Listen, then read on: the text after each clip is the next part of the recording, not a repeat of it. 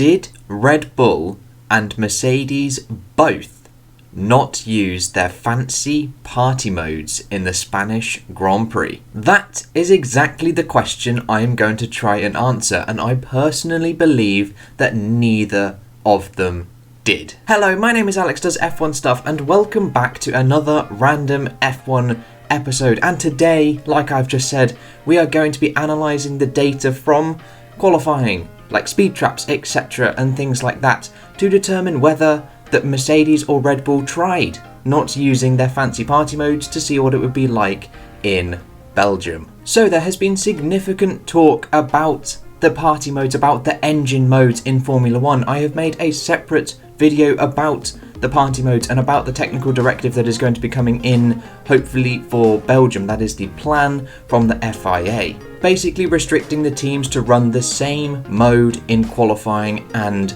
the race. It is not a ban on the party mode itself, it is just saying that the teams must use the same mode for the race as they did in qualifying. And so, to determine if they used their fancy party mode or not in Spain, I first looked at the Q1 to Q3 improvement times, and that ended up in me producing a lot of tables that looked a bit like this. It's ordered in the improvement, so Hamilton in Austria round 1 had a Q1 time of a minute 4.198 and then a Q3 time of a minute 2.951, improving by 1.247 seconds, and so forth all the way down to Stroll in 10th. However, I ended up producing a lot of graphs and a lot of tables, and it just got a bit messy and there were a bit too many of them. So to boil down all of this data, I had to find any common drivers that have appeared all the time in Q3 across the 5 rounds, excluding Styria because it was raining. And there were 6.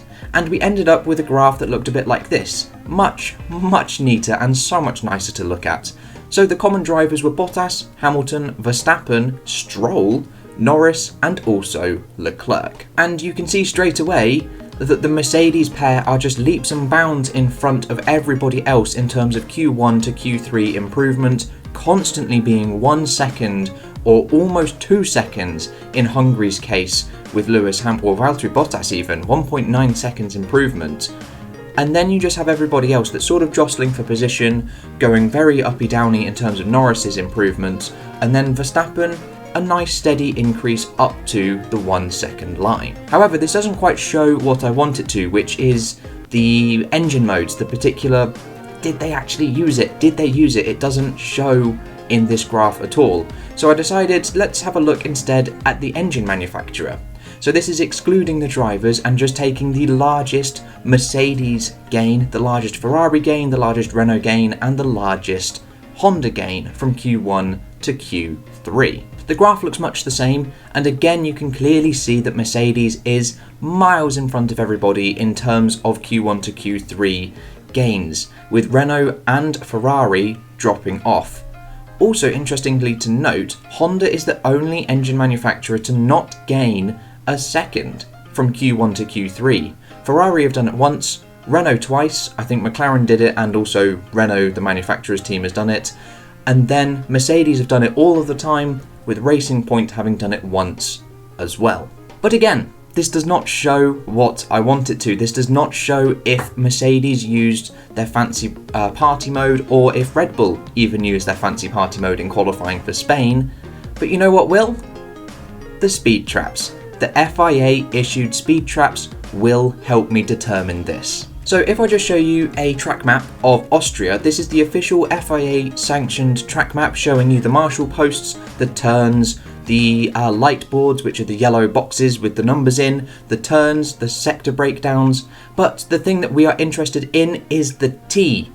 And the T in Austria is 170 meters before turn 8. There are other speed traps around which aren't actually located on this. They're called intermediate speed traps, I believe, and they just take apex speeds at particular points, but this is the main speed trap that we are going to be looking at today. And what I've done is produced a graph that looks a bit like this. So taking the speed traps, we've got Mercedes at the top, 322.5 kilometers an hour, then Racing Point, 321.2, then we've got Alfa Romeo and McLaren, with Red Bull and Alfa Tauri at the bottom.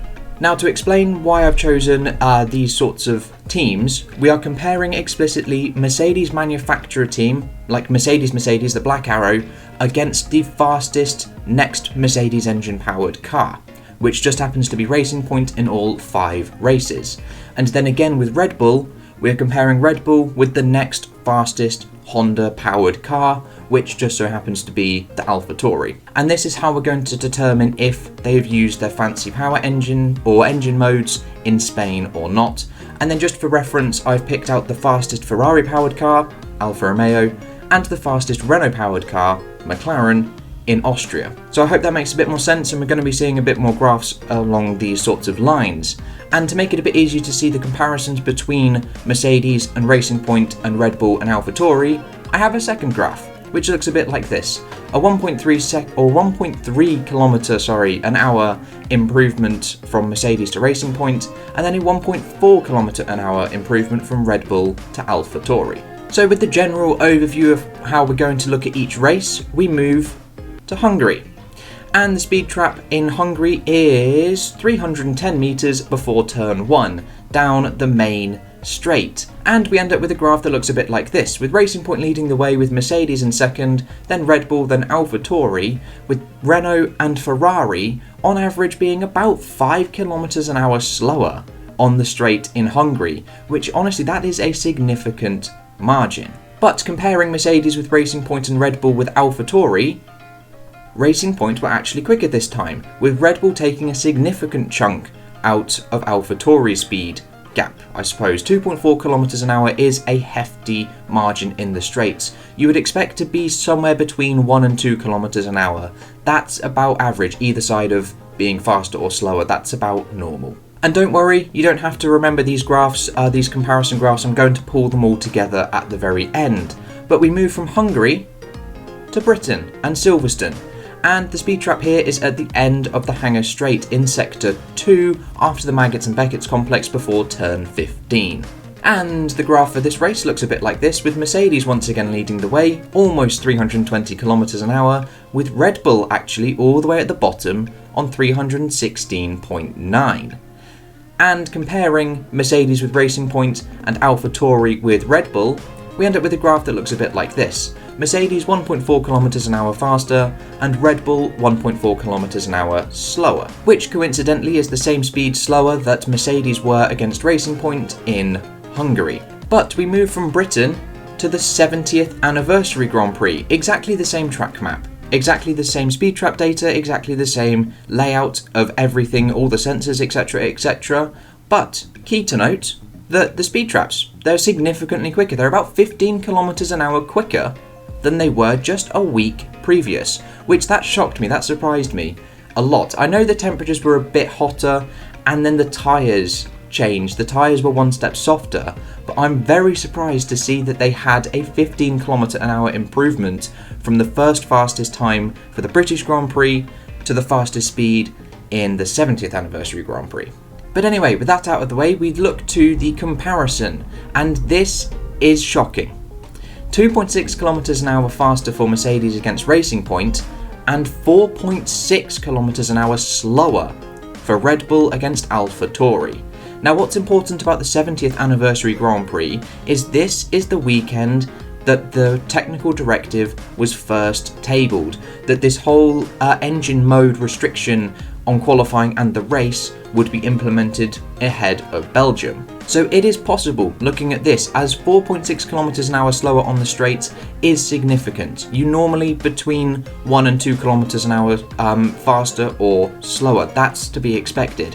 But nearly 5, that is significant. So it is possible that Red Bull could be trying something. They could be fiddling with something and just testing what could happen with their engine, as they are definitely comfortably the second quickest car, and they ended up winning the race anyway. But to the important weekend, the weekend that this video is all about, Spain. and this speed trap is 220 meters before turn 1. And this is where the data is really significant. We pull up all of the team speed trap data here. McLaren leading the way, 328.0 kilometers an hour, then Racing Point, then AlphaTauri, Alfa Romeo being the fastest Ferrari powered car, with Mercedes and Red Bull at the bottom. All 4 of those drivers, Valtteri Bottas, Lewis Hamilton, Alex Albon and Max Verstappen, were in the bottom 6. The bottom 6 of all 20 drivers across the whole speed trap in qualifying. And that in itself is significant, considering where Mercedes and Red Bull have been in the past 4 races, excluding Styria. They've been constantly nearer the top, and now in Spain they are both near the bottom. And what is exceptionally significant is when we compare them against their other engine counterparts. They have lost 7 kilometers an hour on the straight. And 7 kilometers an hour is extremely significant. Bearing in mind the speed trap is right at the end of almost one of the longest straights in the European calendar especially, you're losing so much time going across that straight if you are 7 kilometers an hour slower, because it's going to affect you all the way down. You're going to lose so much time, and to be 7 kilometers an hour slower against the next fastest Mercedes powered or Honda powered car is extremely significant. And this to me shows that they weren't using their engines to the max, neither Mercedes or Red Bull. And like I said slightly further on, you won't need to remember these slides of graphs, as I will pull them together into one, and you can see quite clearly it's all nice sort of banded together from Austria, Hungary, Britain, and then it sort of changes at the 70th anniversary Grand Prix, especially for Red Bull, which is why I think they may have tried twiddling with something. I wouldn't say for certain, but what I would say for certain in my mind is Spain, looking at that huge gap that they then had to the next fastest car, they definitely tried something. Both teams definitely tried something. Now, obviously, I don't know exactly, I am just a fan looking at all of the data that is available to myself, but it's quite interesting to see. It would be very interesting to see if Mercedes or Red Bull or both actually did this as a big FU to see, is it really going to affect the racing, and to see the fact that Mercedes was still 7/10 quicker than the Red Bull. It's not really going to affect it if this is the case, if my data is correct and they weren't using it in Spain. But I feel what could be more damning is if Red Bull weren't. So if Red Bull genuinely just had a draggy car and weren't quick in the straight line, and Mercedes weren't using their fast engine modes, what's going to happen when Red Bull turn theirs off? The gap's going to be even bigger. But obviously that's all speculation, you can take what you want from this data. But that is all I've got for you today, guys. I hope you have enjoyed, and if you have any suggestions for other videos like this, or any video improvements, or any angle at all that you would like to take on this topic, please leave them down in the comments below and I will do my best to respond to all of them. But thank you guys so much for watching, and I will catch you in the next video with whatever and whenever I decide to make it. I'll see you guys then.